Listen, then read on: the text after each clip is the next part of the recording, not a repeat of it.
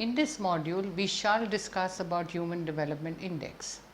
Human development is defined as a process of enlarging people's choices by way of expanding their capabilities.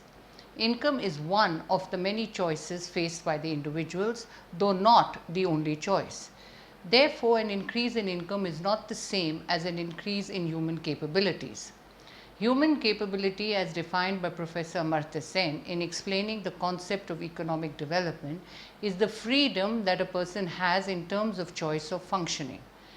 These are dependent on the personal features of an individual, as each individual is unique from the others, and his or her command over the bundles of commodities that he or she entitles given his or her total income. As capabilities expand, there is development of self-esteem to eradicate the feeling of dominance and dependence which is associated with inferior economic status. Also, there will be freedom from want, ignorance and squalor, so that people are more able to determine their own destiny. Hence, development of capabilities implies freedom of all kinds of choices. Thus, we say that human development is a broader concept than simply inferring to an increase in income. After studying this model, you shall be able to know the meaning of HDI. Second, understand the advantages and disadvantages of HDI. Know the meaning and measurement of HDI by a new method, and understand the importance of HDI. Let us first discuss about HDI. The construction of HDI or Human Development Index is a notable attempt undertaken by the Pakistani economist Mehboob ul Haq to measure and rank countries' socio-economic development over time. The United Nations Development Programme UNDP, in its annual series of human development reports, published it in 1990. The explicit purpose of the HDI is to shift the focus of development economies from national income accounting to people-centered policies in terms of enhancing their entitlements and capabilities as defined by Amartya Sen. It was made sure that a simple composite measure of human development was needed in order to convince the public, academics and politicians that they can and should evaluate development not only by economic upliftment but also by improvements in human well-being. The HDI was created to emphasize that people and their capabilities should be the ultimate criteria for assessing the development of a country, not economic growth alone.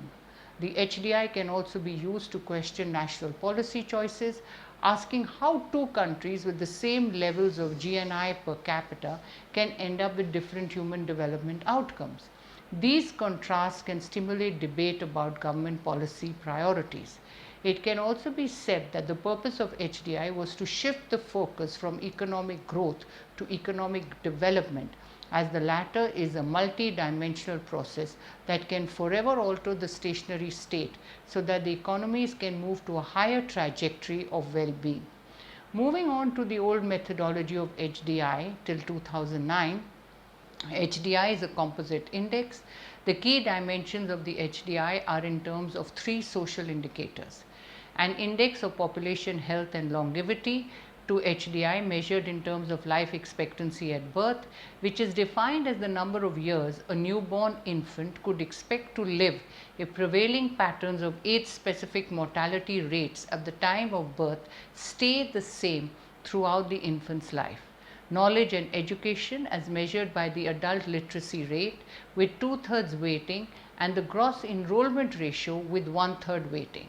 Adult literacy rate is percentage of the population of age 15 and above who can, with understanding, read and write a short, simple statement on their everyday life. Gross enrollment ratio is the combined total of all primary, secondary and tertiary enrollment. Standard of living as indicated by the natural logarithm of GDP or gross domestic product per capita at purchasing power parity or PPP. PPP GDP is gross domestic product converted to international dollars using purchasing power parity rates. Per capita GDP is a measure of the total output of all final goods and services produced in a country in one financial year that takes the GDP and divides it by the number of people in the country. The per capita GDP is especially useful when comparing one country to another because it shows the relative performance of the countries. A rise in per capita GDP signals growth in the economy and tends to translate as an increase in productivity. For any component of the HDI, individual indices can be computed by applying the formula dimension index, which is actual value minus minimum value divided by maximum value minus minimum value, and fixed minimum and maximum values have been set for each of the individual indices. These are as follows. For life expectancy at birth, minimum as 25 years, maximum as 85 years. For educational attainment, minimum as 0% and maximum as 100%. For real GDP per capita, PPP in dollar terms, minimum as $100 and maximum as 40,000, which is the PPP of US dollars. Therefore, life expectancy index is given by actual value minus 25, which is 85 minus 25. Education index is equal to 2/3 into actual value minus 0 plus 1/3 of actual value minus 0, and GDP index is equal to log actual value minus log 100 divided by log 40,000 minus log 100. So, HDI is then calculated by taking an average of these three individual indices. The value of the HDI can vary between 0 to 1. On the basis of the HDI value, one can rank and compare the countries on the basis of its performance in terms of these social indicators and not just a mere comparison between the incomes of the countries.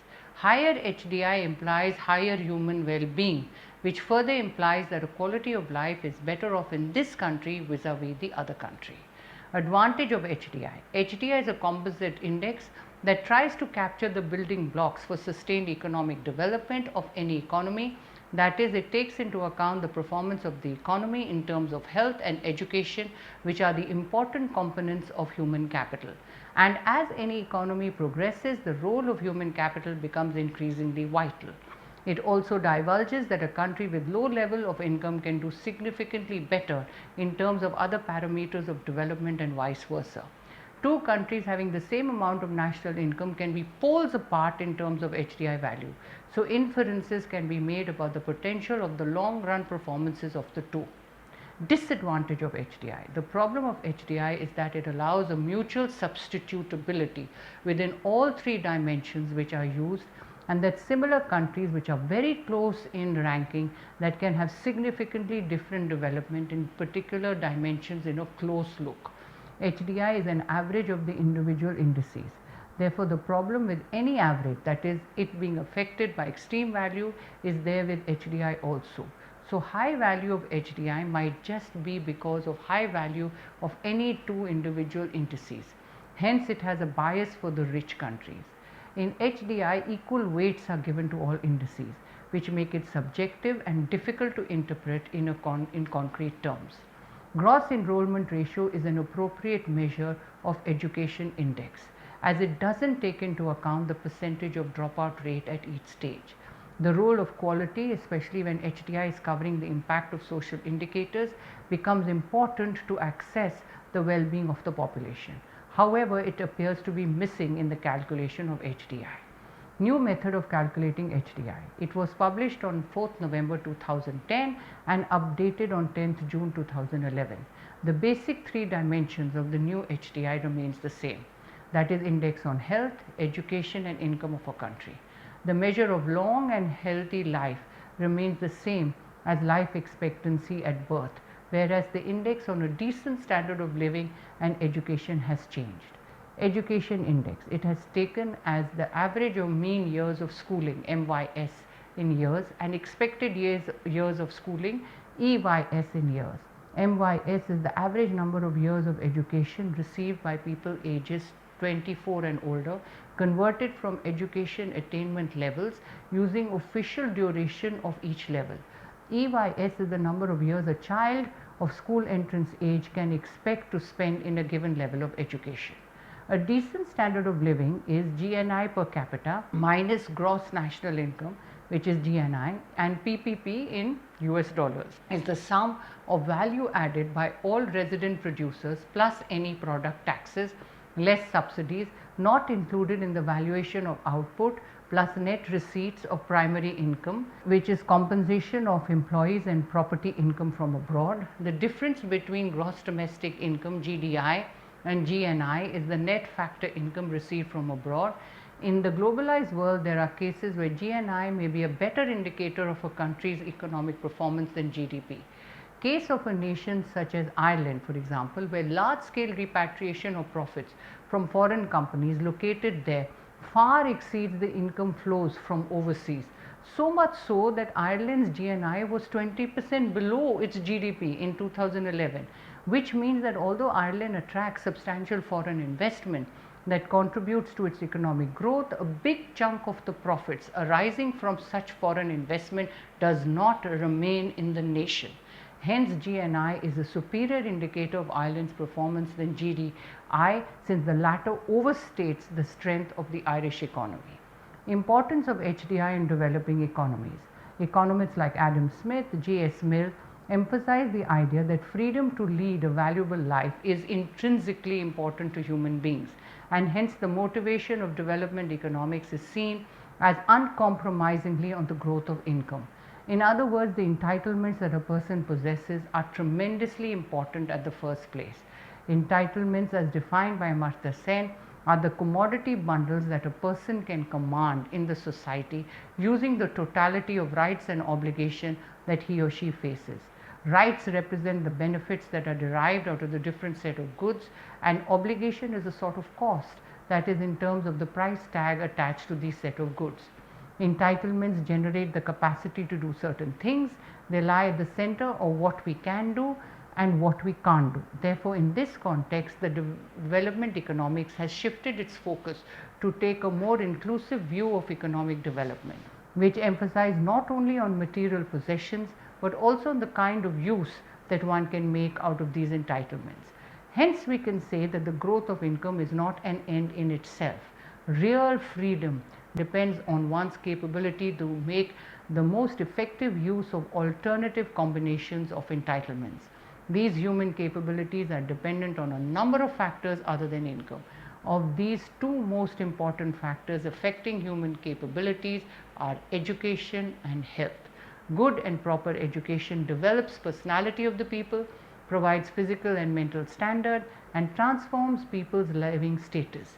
It promotes the feeling of physical, mental and social well-being by providing better life.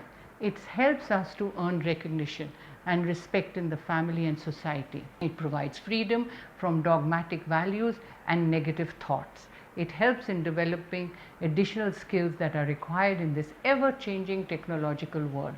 Similarly, better health is central to human happiness and well-being. Health may be described as a potentiality, the ability of an individual or a social group to modify himself or itself continually in the face of changing conditions of life, not only in order to function better in the present, but also to prepare for the future. According to World Health Organization, health makes an important contribution to economic progress, as healthy populations live longer, are more productive and save more. Due to all these reasons, health care as a right of every individual has been recognized in many countries. Thus, both these factors are regarded as a prerequisite for optimum socio-economic development of human beings. Both these parameters are adequately signified in the HDI. Thus, HDI is a better indicator to assess the economic well-being and quality of life for a community. Physical Quality of Life Index PQLI. Rapid economic growth raised average living standards in many countries around the globe in the 60s and the early 70s. But inequality also emerged as an issue. Prosperity bypassed large segments of the population, especially in developing countries, which stimulated a search for meaningful measure of development in terms of fulfillment of basic human needs. As some researchers showed up progress in the segments of the population that lacked essential human needs such as clean water, basic medical care, suitable housing, and adequate calories. This led to the formulation of PQLI in the mid 1970s by Maurice D. Morris. It is a composite index that attempts to assess the standard of living or the quality of life of the people in a country. It relies on three correlated social indicators to assess the well-being or development of the citizens of a country. The three indicators of PQLI are infant mortality rate or IMR. It is the number of deaths of infants under 1 year old per 1000 live births. Life expectancy at the age of 1, it is the number of years a 1-year-old child is expected to live, and basic literacy rate, the total percentage of the population of an area at a particular time age 15 years or above who can read and write with understanding. Morris found that most of the indicators were inputs to development process rather than a result of development process. Each indicator is sensitive to the distribution effect and none of them depends on any particular level of development. How to normalize indicators? In order to facilitate comparison between countries, Professor Morris placed each of these three cases on the scale of 0 to 100 to represent the best and worst levels in performance of indicator. Basic literacy can have a natural 0 for minimum and 100 for maximum. However, there exists no natural minimum or maximum values for other indicators. Thus, for life expectancy and infant mortality, actual minimum and maximum are taken into calculation. In the case of positive indicators of life expectancy and basic literacy, the best is shown by the maximum and the worst by the minimum. While in case of negative indicator of infant mortality, the best is denoted by minimum and the worst by the maximum. For converting the actual levels of a positive variable into normalized indicators, first the minimum values are subtracted from the actual values, then the gap is divided by the range. For positive indicators, the formula is achievement level is equal to actual value minus minimum value divided by maximum value minus minimum value. For negative indicator of infant mortality, actual value has to be subtracted from the maximum value and the gap, if any, has to be dividing by the range. The formula is achievement level is equal to maximum value minus actual value divided by maximum value minus minimum value. PQLI is then calculated by taken as the average of the three variables. Advantage of PQLI. The PQLI method is superior because it is devoid of these flaws which exist in per capita GNP measures. The PQLI measure keeps in view the welfare consideration. It attaches the impact of economic growth with human betterment. Second, the PQLI can also be used like other indices to make comparison between countries. And third, the PQLI is useful in identifying the areas where social policy is lacking and hence immediate action is required. So, this index is particularly more useful for developing economies. Disadvantage of PQLI. One, the indexing process is not convincing mathematically. It leads to weird comparisons between countries, very different but have compensating values for literacy and life expectancy. There is a second, there is a high degree of negative correlation between the two indicators, that is infant mortality rate and life expectancy. The index is thus criticized on theoretical grounds. Third, there is a problem of assigning weights to the various items which may depend upon the social, economic and political setup of the country. Many of the social indicators are subjective in character and differ from country to country. Equal weight assigned to each indicator undermines the value of the index in a comparative analysis of various countries. Fourth, the education index is inappropriate as it does not take into account the changes in human capital, which is an essential tool in measuring the overall development of human beings. Let us now summarize what we have learnt in this module. Development is a multi-dimensional concept that requires changes in the entire socio-economic cultural factors of an economy. It is a much broader concept than growth. Growth relies mainly on achieving higher levels of income in an economy. However, the distributional aspect of growth is limited and there could be high levels of inequality in the economy. Hence, with the shift of emphasis of development economics from mere increases in income to more human-centered policies, the importance of measures like Human Development Index and physical quality of life index becomes more pertinent. They emphasize the role of two important pillars of development, that is education and health. They also facilitate comparison of different countries in terms of their performance. Both the measures emphasize on the distributional aspect of growth.